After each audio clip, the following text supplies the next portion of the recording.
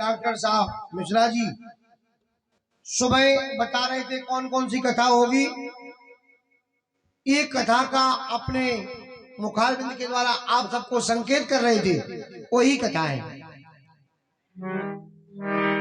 जैसे प्रथम के पास में नारद जी प्रकट हुए और रसायन विद्या का प्रयोग किया, रसायन को औषधि को पिला करके जहां प्रथम को बड़ा किया और प्रथम जी महाराज जहां बड़े हुए तो प्रथम बड़ी हुए, प्रथम ने जहां ललकार लगाई, गर्जना की और सम्रासुर के सामने जाकर के युद्ध मैदान में डट गए। सम्रासुर का वध किया और अपनी पत्नी जो भानावती थी ना, रति को लेकर के द्वारकापुरी में प्रवेश किया।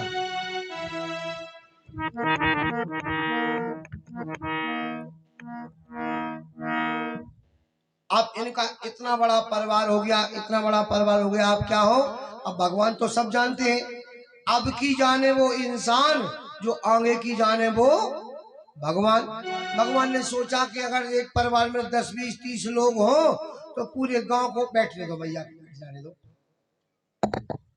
पूरे गांव को परेशान करते हैं। और मेरा तो 56 करोड़ यदुवंश है, बैठी रहो भैया, बैठी रहो।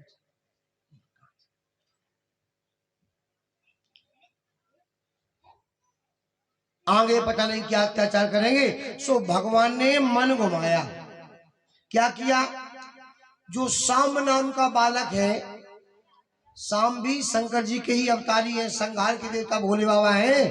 तो क्या किया, शाम ने लेडीज के स्त्री के वस्त्र पहने और वस्त्र पहन करके पेट में एक मूसल बांधा और मूसल बांध के दुर्वासा महात्मा के सामने पहुंच गए। सब लोग सुनो ध्यान से।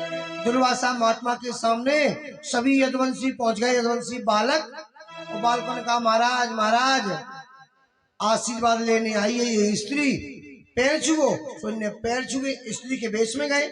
महाराज जब स्त्री गर्भवती है, बोलो इसकी बेटा होगा कि बेटी होगी।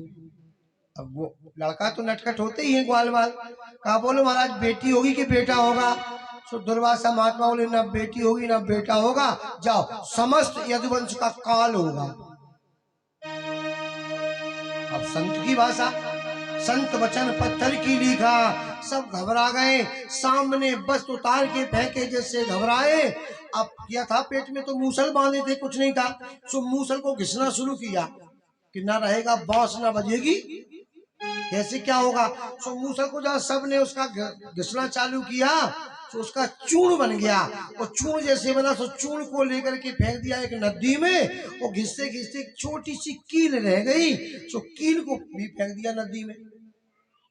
जहाँ कील को नदी में फेंका सो कील को निगल लिया एक मछली ने, नुकीली कील थी, चमक रही थी, उसे निगल लिया एक मछली ने। और जो चूर्ण थी, चूर्ण जैसे नदी में फेंकी सो एडकरा नाम की उसी से घास उत्पन्न हो गई। अब एडकरा आपके यहाँ जो भी कहते हो, गोंदरा, गोंदरा तो जानते हैं, वही घास है ये। गोंदरा नाम की घास कहाँ, पानी ही में होती है। गोंदरा नाम की घास ये प्रकट हो गई, पैदा हो गई, उगी आई। तो जब यदुवंशियों में आपस में विरोध हुआ, लड़ाई झगड़ा हुआ, तो अस्त्र शस्त्र नहीं बचे, तो वही एटकरा नाम की घास उखाड़ उखाड़ के एक दूसरे में मारी।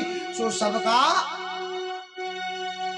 सब लोग सुन रहे ना, सबका विनाश हो गया। अब एक कील बची, सुनते जाना देखते जाना। अब एक कील बची, सो उस मछली को एक मछुआरे ने पकड़ा और सुंदर सी कील देकर के बहेलिया ने ले ली। और बहेलिया ने वो कील लेकर के अपनी बाण की नोक में लगा ली। भगवान एक दिन जब भगवान लीला भगवान की पूर्ण हो गई है, केवल यही लीला अधूरी रह गई थी, सो भगवान ने क्या किया, बातें नहीं करो। हम सोच रहे हैं कि तुम्हें ये कथा जो नहीं सुनाई गई वो सुना, तुमने बातें करी।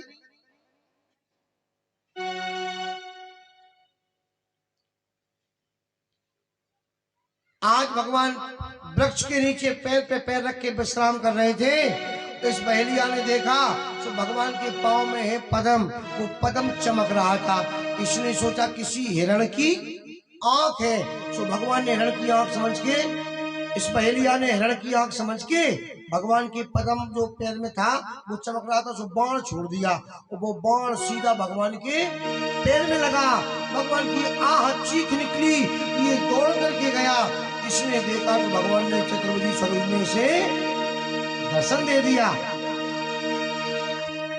भगवान के पैर में खून निकल रहा था, ये भगवान के चरणों में गिर पड़ा, भगवान से क्षमा प्रार्थना मांगने लगा, भगवान मुझे क्षमा करो क्षमा करो क्षमा करो। भगवान बोले नहीं, जब तुम पिछले जन्म में तुम बाली थे वो हम राम थे, तो हमने छुप करके तुम्हें बाण मारा था, ये कर्ज तुम्हारा मेरे ऊपर था, अब तुमने मेरे ऊपर एक बाण का प्रहार कर लिया है, बात बराबर की हो गई है। भगवान परम धाम चले जाते हैं। यद्यपि भक्त वैष्णव भक्त भगवान की परम धाम जाने की कथा कहते नहीं है, क्योंकि मेरा भगवान हम सबका भगवान कहीं नहीं गया है, वो तो हम सबके पास में है। भगवान कभी नहीं जाता है, तो अगर भगवान चला जाए तो हम लोग क्या जीवित रह सकते हैं? बोलो। एक राजा रानी थे, राजा के मुख से कभी भी भगवान का नाम नहीं निकला, कभी नहीं निकला। एक दिन ना जाने कैसे धोखे से राजा के मुख से राम शब्द निकल गया। जहाँ राम का नाम निकला रानी खुश हो गई, रानी बोली निकल गया निकल गया, मेरे मेरे स्वामी के मेरे राजा के मुख से राम निकल गया, राम निकल गया। बाजे बजवाए, तमाम मिठाई बंटवाई, आज नगर को सजवाया, तमाम प्रकार के उत्सव मन रहे। राजा आया, राजा ने कहा बात क्या है, क्या है ये, किसकी खुशी में बाजे बज रहे हैं? रानी बोली महाराज